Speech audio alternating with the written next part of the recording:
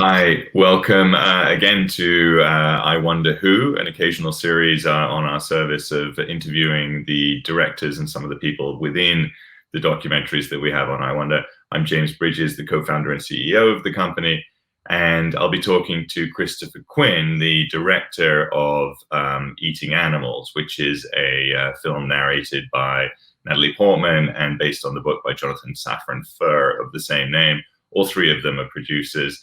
I'll just let's roll a little clip to introduce the film. You come across these steel masterpieces, all brought together in the most ingenious ways to produce more and more. Is this farming? I say no. This is breeding 50 years ago. I spent days and months taking care of those birds in the pasture. The basics that I'm using today is passed from one generation to the next. It's a way of life rather than going to a factory producing protein units. There's no way you can love an animal that has been genetically engineered to die in 6 weeks. There's inherent cruelty in that system. I started documenting things I saw or things I heard about. It was time to pull the trigger. It's against federal law to have cameras? You can't shut down the individual's right to know about what this industry is doing. There's got to be a stop. There's no future in this method of raising food. So I believe you're going to see more traditional type livestock production.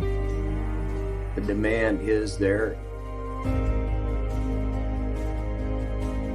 I think we're going to see massive shift over to the plant-based technologies. It's healthier and environmentally sustainable. If we're going to change the system, there needs to be a place for farmers to come and relearn this again. This is my mission, fighting to keep something alive.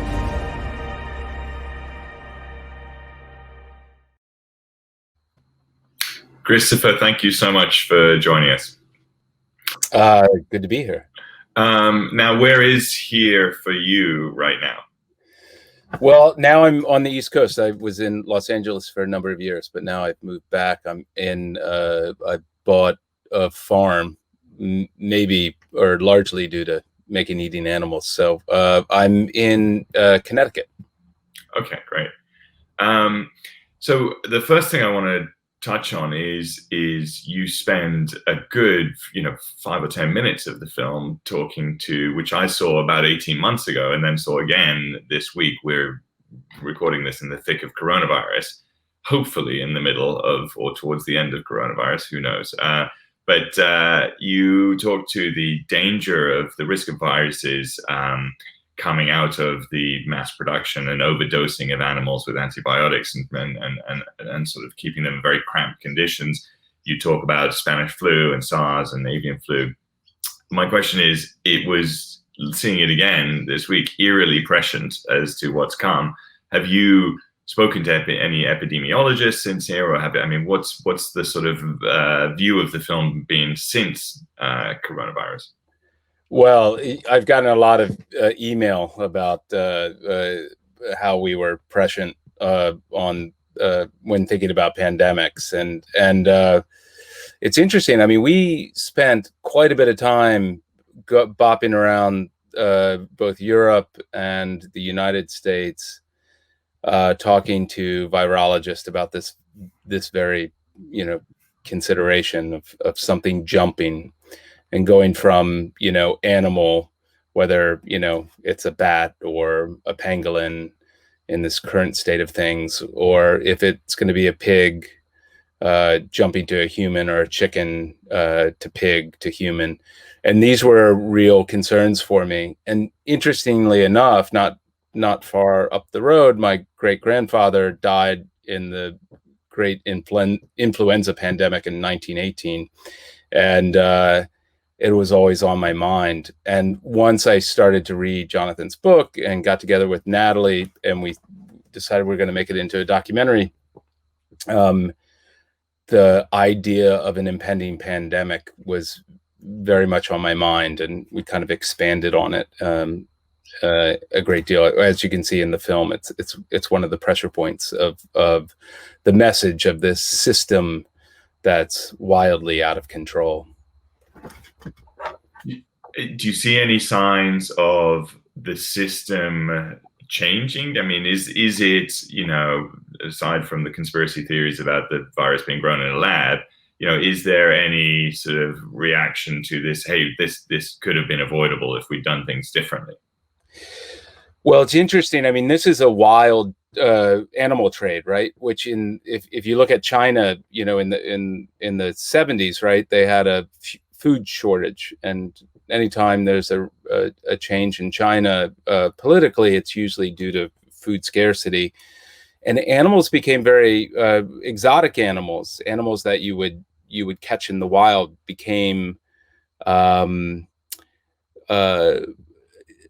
part of the consumption cycle in China, and that's why in these kind of wet meat markets you see some pretty exotic animals, and that continues today. So in terms of COVID-19 and Corona, it's really about the import of exotic animals, and they enter into these markets.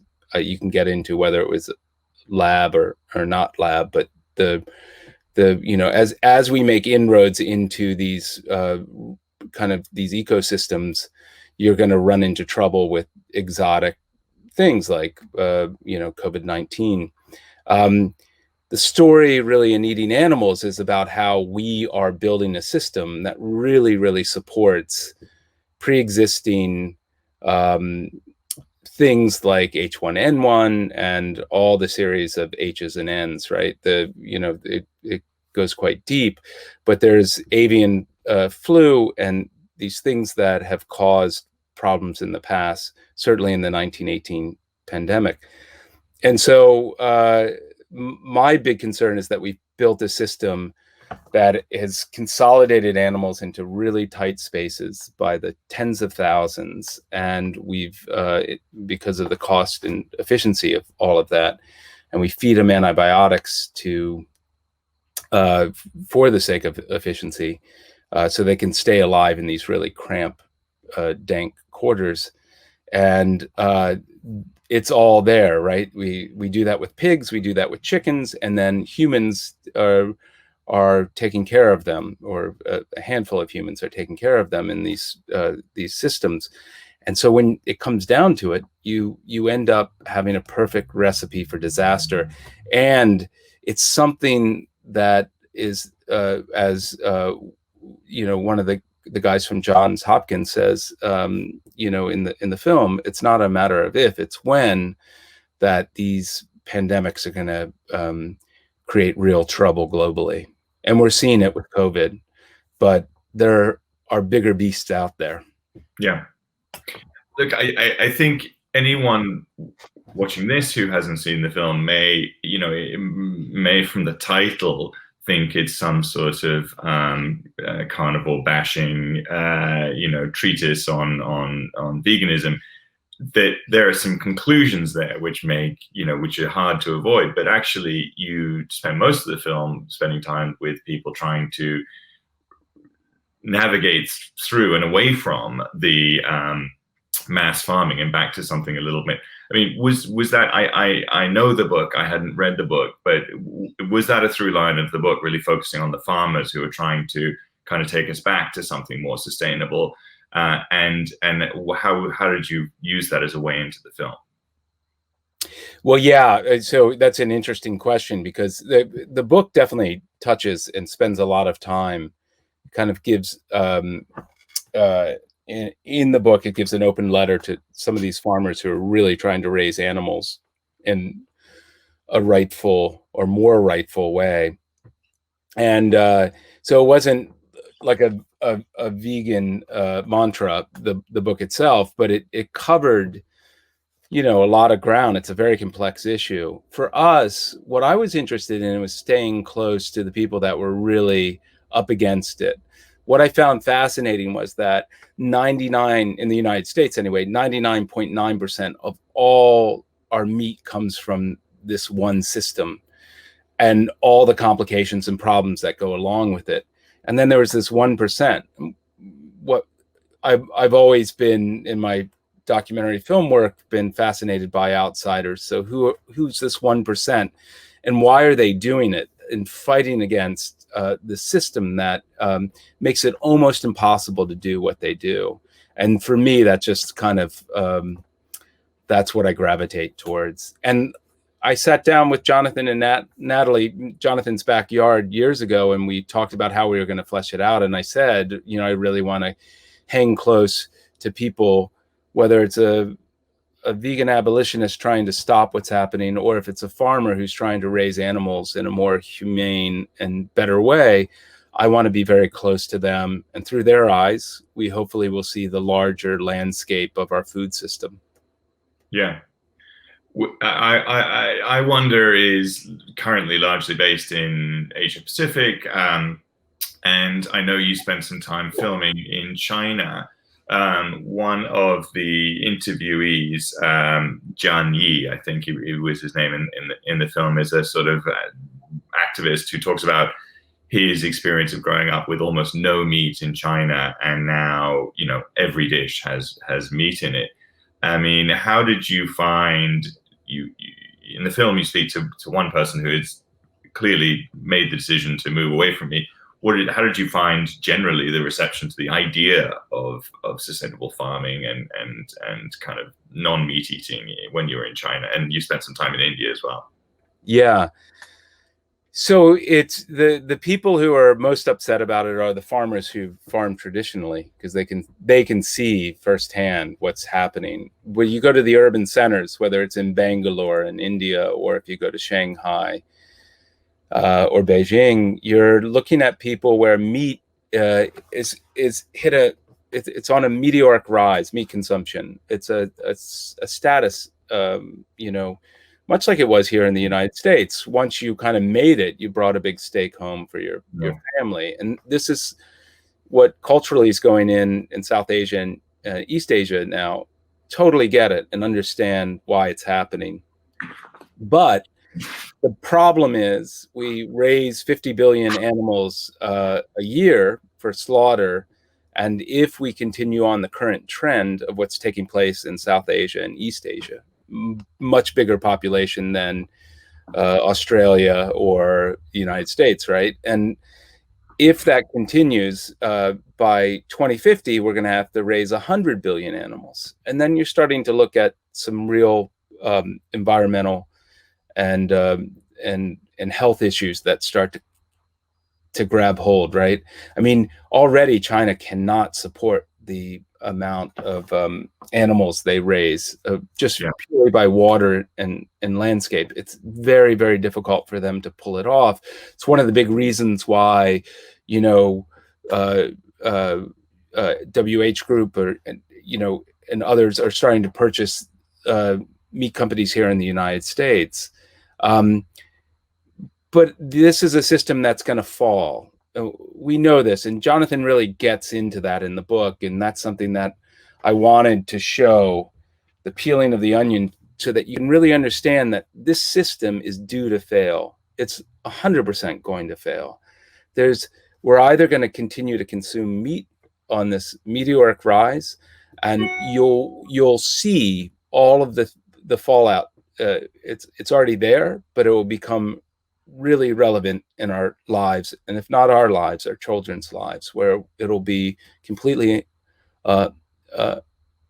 unattainable. It already is, really, at this juncture.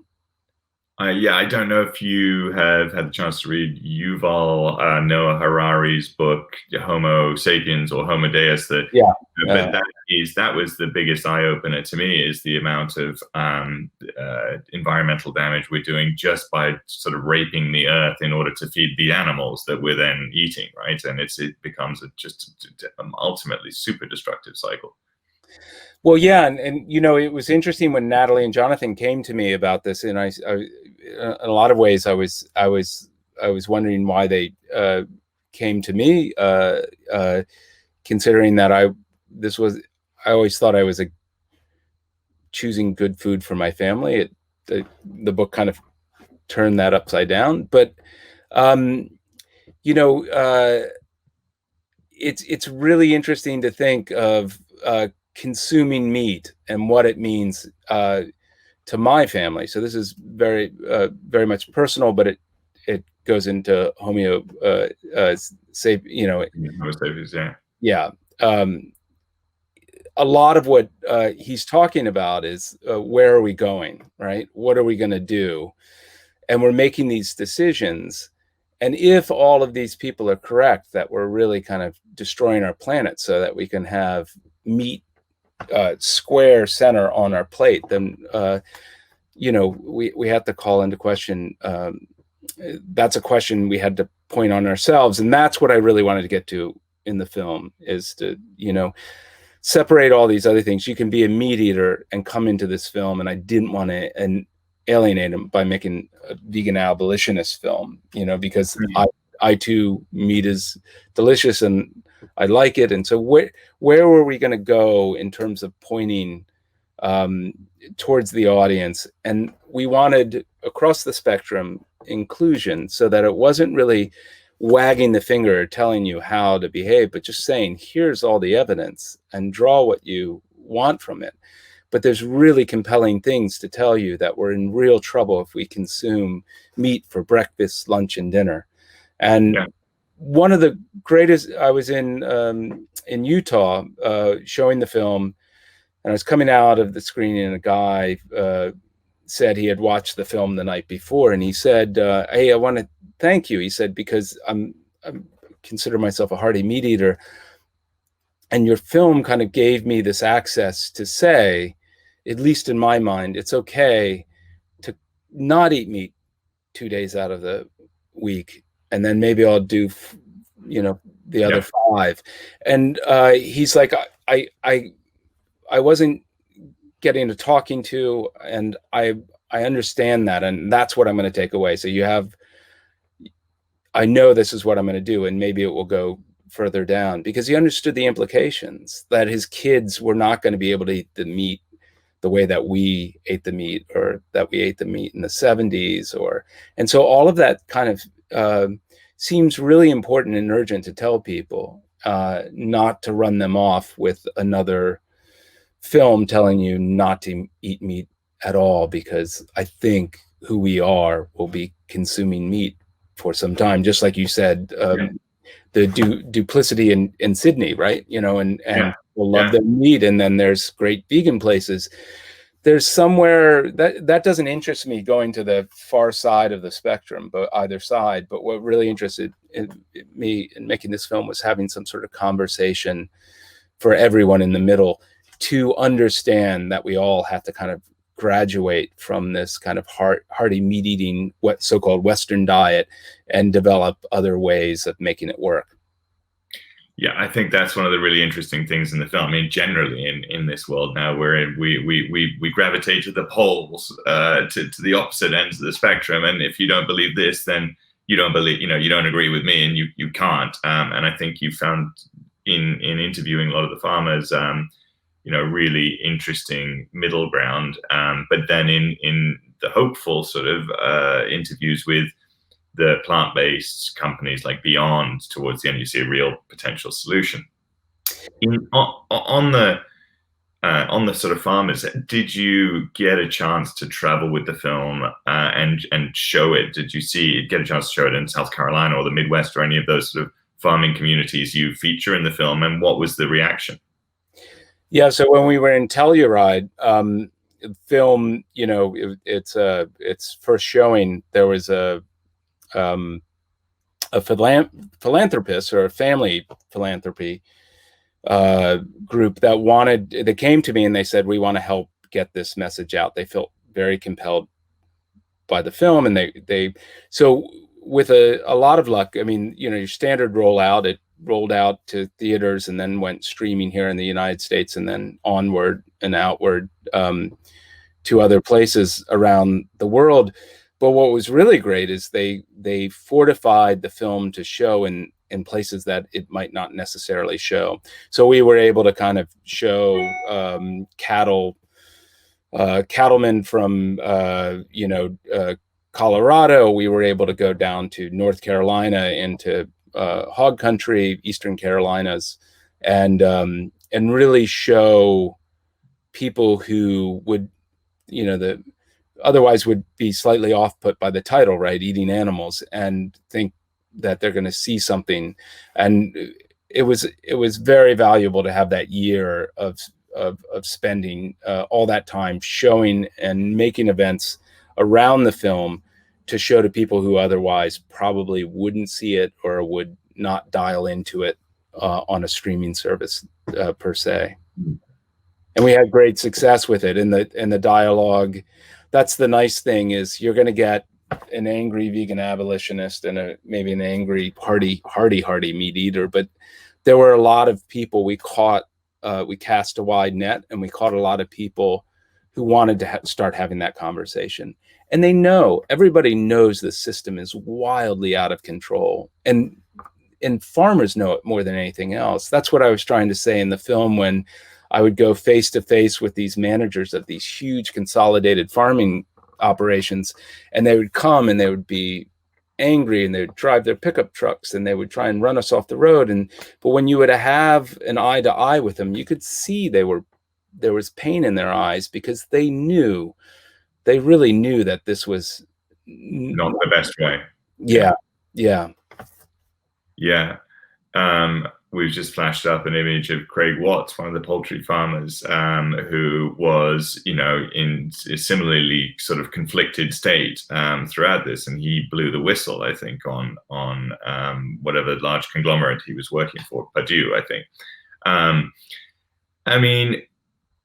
So some of the most difficult to watch moments in the film are when you go inside these CAFOs, the concentrated animal farming operations, the slaughterhouses.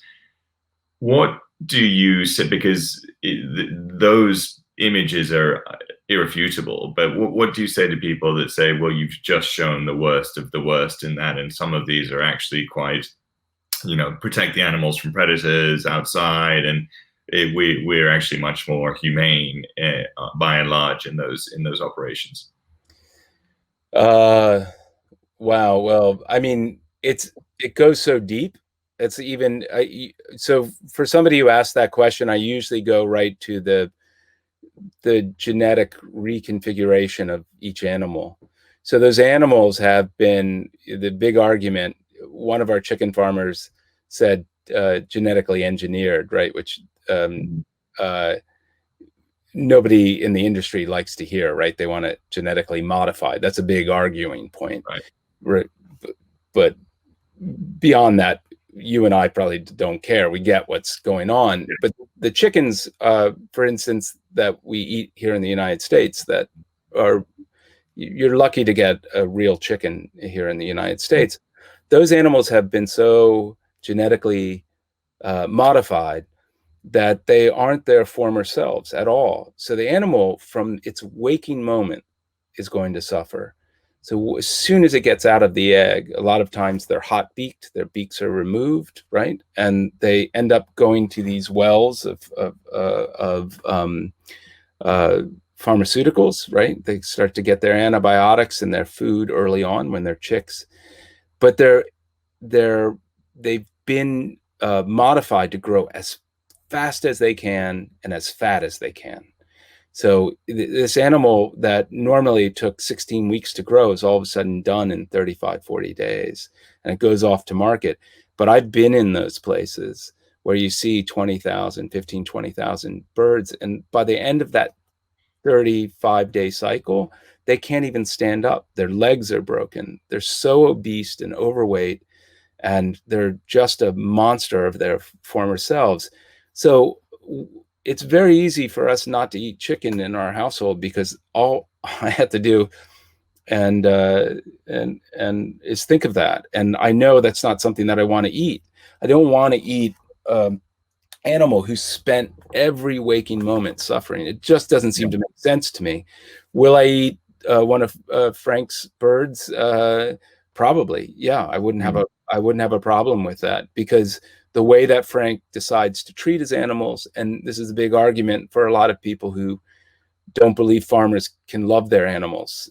Frank is a testament that he can work and commune with his animals and give them a very good life and keep them alive. These are animals, these rare breeds.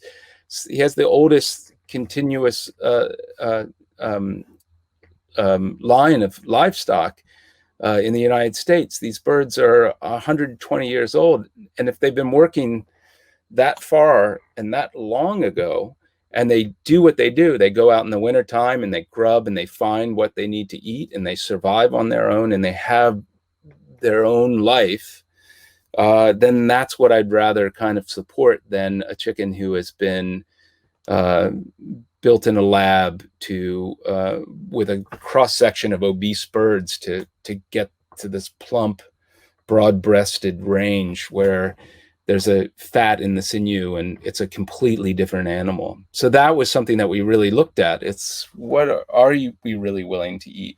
This chicken or a chicken that really costs money but had a valued life and was well taken care of. It's a very complex argument to go through person by person on a planet of 7 billion people, right? And I think what the conclusion I drew from the film is that even if you went from 1% of farmers doing these beautiful pastoral kind of traditional farming methods of animals to 100%, you then wouldn't meet the demand. And so in the end, what you've got to change is the demand. And as you say, going from, hey, why don't I not eat meat 2 days a week to why don't I eat meat 1 day a week or not at all? How do you see the trend in that, and has it changed? What we like to talk about on these iWonder Who sessions is the story since the film. And I know you finished the film 3 and a bit years ago. How do you think the story has changed, and what do you see the trend being? Well, I mean, it's one of the big reasons why I included plant-based alternatives, right? Because 80% of the meat that's raised here in the United States goes to fast food, which is pretty crazy on its own. But if you think about fast food and you eat a chicken sandwich or a burger from that fast food place, it's something that we always like to talk about when we were on the road with the film, is like, if you externalize the cost of that chicken sandwich or that 99-cent burger you're eating, the argument is that when you look at what that burger is doing to the individual, what it's doing collectively to all of us, and taxing us health-wise, and causing the system to go out of whack, those burgers actually are subsidized, right? We're paying for those burgers to be cheap through our government.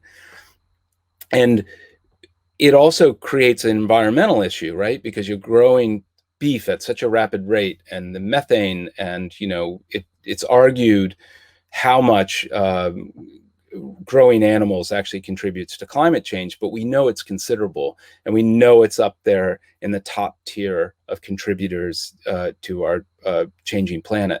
So if you're able to have a plant-based alternative, a chicken sandwich that's made out of Canadian pea protein, for instance, that is deep fried, and it's very difficult to tell the difference. Some of these things are getting there, right? Why not just go and have that alternative sandwich that tastes almost identical, and then doesn't tax the planet, because you're growing grain to feed to cattle and to chickens. And so you're taxing the system because you're already using water resources to grow the grain, then using the water resources to grow the cattle, which consumes, it's hundreds of gallons for a 6-ounce burger. If you look at those statistics, and I know it's hard to get your head around, but all of a sudden, if you're just going to the grain and cutting out the idea of the animal being raised off that grain and using water resources and polluting rivers and everything else, there's something that's very satisfying about it, because, in the end, a tasty burger at Burger King isn't really about the thin piece of beef that's there. It's about everything that's accumulated on the bun, right? And we can make those changes. And I think if we start to look at it that way, if people just decided to do that 1 or 2 times a week, it would have an enormous, it would be incredibly significant to climate change. If we think about that for a second, that really is empowering. And if you can actually make that decision, there's something so interesting about this disconnect now in social media and how we're wrapped up. And there's something so disempowering about how we live right now. But it actually, as one of our farmers said, the whistleblower farmer that worked for Purdue says, it's like his aha moment was like, you actually can empower yourself by choosing what you put on your plate. And if we make that decision to lessen our meat consumption on that plate, shrink it down, or take it off the plate for a couple of days out of the week, and if everyone did it, we would watch a rollback of what's taking place to our environment. So that alone seems like a pretty significant thing to consider. It's with things like Beyond and Impossible burgers, it's really just getting people to take that first bite, because I've done it with friends and it is so extraordinarily close to the taste of meat. Now, there are some other ones in like the sausage space and, that don't work as well. Plant-based sausages, I've had pretty mixed experiences with them, but it is literally the terror that people have on their faces for having that first, plant-based McNugget or, burger or whatever. And once they try it, it's I think you can see the path to people eating because it is a flavor thing, right? And I think you can see the path to people eating a lot less meat. It's a flavor thing, but it's also a texture thing. They just want it to be authentic texture-wise, right? And that's what's amazing about like some of these plant-based groups like Ethan Brown. That's one of the reasons why I featured him, because it's the idea that he went in and looked how muscle tissue was formed and simulated, because basically the chemistry was there to make muscle tissue from plant-based, because cow tissue, they only eat plants and that's how their bodies form. So he was able to create through heating and cooling, heating and cooling. He built an architecture to create plant-based alternatives that are pretty compelling. I mean, it still has a ways to go, right? But I think we can all agree that it's going to find its way to replace maybe the chicken McNugget, which is just a salt bomb of leftover chicken pieces that don't necessarily give you any nutritional value, whereas maybe a plant-based might offer at least a little more protein. I think there are some parallels to smoking, right? I think it took it forever to get to the point where the science was it was convincing for a long time, but people would actually go, okay, you know what, the health benefits are pretty damn clear, which I think people have crossed that now with eating less meat or finding alternatives. And then it's just changing the habit, right? Which is, again, probably why people still smoke today, is we haven't successfully eradicated that, but the trend is there. Yeah, I mean, that's exactly right. In fact, it ended up on the cutting room floor, but we had a whole section of equating it to smoking and how it seemed like an impossibility to consider smoking going away. But 30 or 40 years later, all of a sudden, everybody, the writing was on the wall, the science kind of caught up to the general population. Everybody knew it was basically bad. And that's the way it's going to be with eating kind of cheap commodity meat. It's not good for you. Beef that's fed grain, it's an animal who is meant to eat legume and grass, right? All the stuff that you see on the ground, it's not supposed to eat corn. And once it does, it changes, its insulin, and it starts this kind of pathway down to type 2 diabetes, right? And so we supposedly, or the industry likes to say that we like that marbly fat, but the animal is in distress while it's consuming this, especially at the end of its life cycle, and we don't get healthy from it. And if you look at India, which was amazing, there's something magnificent about India because they were largely a vegetarian, nation. And now that the meat consumption, the data that's coming out, it's incredible, clean data. So all the people who are studying meat consumption are seeing that this commodity meat is having an influence on heart attacks, type 2 diabetes. And then all of a sudden, India, when we were filming there were emergency, hospital units that were popping up, like that popped up in the United States in the 90s to deal with the consumption of again, this Western diet of a heavy meat consumption, but also really unhealthy meat, like not, grass-fed, grass-finished cattle, which you have in Australia quite a bit, but it's also changing course there. But this is really important. And so we're going to get to a point, to your point, we're going to get to a place where people are going to look at as eating this commodity meat as like smoking a cigarette. There's 3 times the amount of fat in chicken since the 70s. So if you eat a heritage bird, you're getting 3 times less the amount of fat.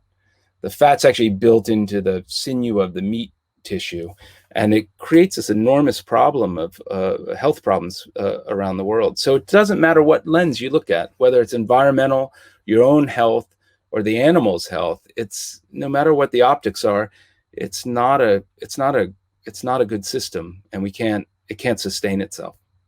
Yeah.